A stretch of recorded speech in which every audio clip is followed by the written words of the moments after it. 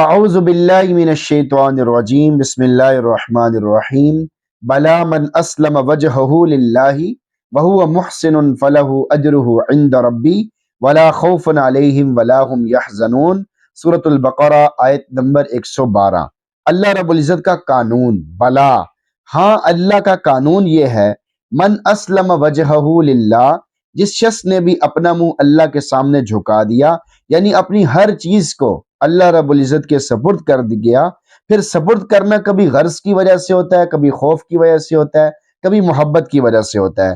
محققین کا مذہب یہ ہے کہ اگر کسی نے غرض کی وجہ سے سپرد کیا، کسی کام کی وجہ سے سپرد کیا کہ کام خوب نکلیں گے، تو یہ شرک خفی ہے کہ کام بنانے کے لیے اطاعت کرتا ہے، اللہ کے لیے نہیں کرتا۔ اس لیے اللہ رب العزت اس کے بعد فرماتے ہیں وَهُوَ مُحْسِنٌ، اور وہ محسن اور مخلص بھی ہو، یعنی سپرد کرنے میں اخلاص ہو، اپنی کوئی غرض وابستہ نہ ہو۔ چنانچہ اسلام جب ہی مقبول ہے، یعنی اس وقت ہی مقبول ہے کہ اس میں ریا نہ ہو، کیونکہ یہ خلاف اخلاص ہے، یعنی اخلاص کے خلاف ہے۔ اس تفسیر کے بعد معلوم ہو گیا کہ اسلام جو کہ مطلوب ہے، اس کی یہی حقیقت ہے کہ خالصتاً اللہ کے ہو جاؤ، اخلاص کے ساتھ اللہ کے لیے سپردگی کرنے کے بعد اب اس کا نتیجہ اور بدلہ بیان فرمایا جا رہا ہے۔ فَلَهُ أَجْرُهُ عِنْدَ رَبِّي، تو اسے اپنا اجر و ثواب اپنے پروردگار کے پاس ملے گا۔ اللہ رب العزت نے فَلَهُ أَجْرُهُ پر کفایت نہیں کی، بلکہ عِنْدَ رَبِّهِ بھی بڑھایا۔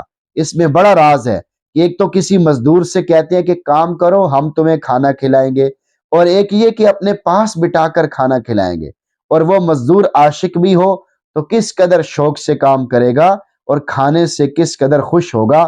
عند ربہ اس لیے بڑھایا ہے، ولا خوف علیہم ولا هم یحزنون، اور ایسے لوگوں کو نہ کوئی خوف ہوگا اور نہ وہ غمگین ہوں گے۔ خوف کا تعلق مستقبل سے ہے اور حزن کا تعلق ماضی سے ہے۔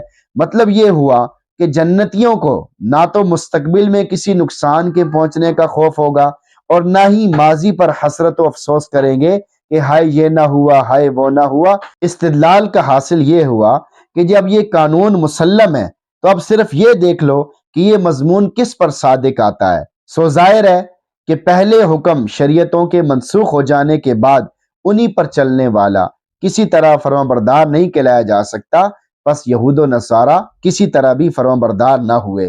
آیت کا میسج آپ کے نام۔ جنت میں داخل ہونے کے لیے تین چیزیں، جنت میں داخل ہونے اور جہنم سے بچنے کے لیے بنیادی طور پر تین چیزیں، صحیح عقیدہ، عمل صالح اور اخلاص، یعنی ایمان، اسلام اور احسان۔ یہی نجات کا راستہ ہے اور یہی کامیابی کا طریقہ ہے کہ اسی کو حاصل کریں، اللہ سے مانگیں کہ اللہ آپ کے عقائد کو درست کر دے، اور اپنے عقائد کو درست کرنے کی فکر کریں کہ میرے عقائد صحیح ہو جائیں، اور عمل صالح نیک اعمال کریں، نماز پڑھنے کا اہتمام کریں، قرآن پڑھنے کا اہتمام کریں، زکوٰۃ دینے کا اہتمام کریں، اور اخلاص بھی اپنے اندر لے کر آئیں، یعنی کسی کے لیے عمل نہ کریں، صرف اللہ کی رضا کے لیے کریں۔ تھوڑا عمل آپ کو زیادہ فائدہ دے دے گا، تھوڑے عمل کا ثواب اللہ تعالیٰ زیادہ عطا فرما دیں گے، کیونکہ عمل کی قیمت اخلاص کی وجہ سے لگتی ہے۔ ایمان کو بڑھائیں، اسلام کو بڑھائیں، اور احسان بھی کریں، لوگوں کے ساتھ احسان کریں، اور دین کے کاموں میں آگے بڑھنے کا اہتمام کریں، اور خالصتاً اللہ کی رضا کے لیے عبادت کریں، کہ یہی نجات کا راستہ ہے۔ اللہ تعالیٰ سے دعا ہے کہ اللہ تعالیٰ ہم سب کو دنیا آخرت کی تکلیفوں سے نجات عطا فرمائے، آمین۔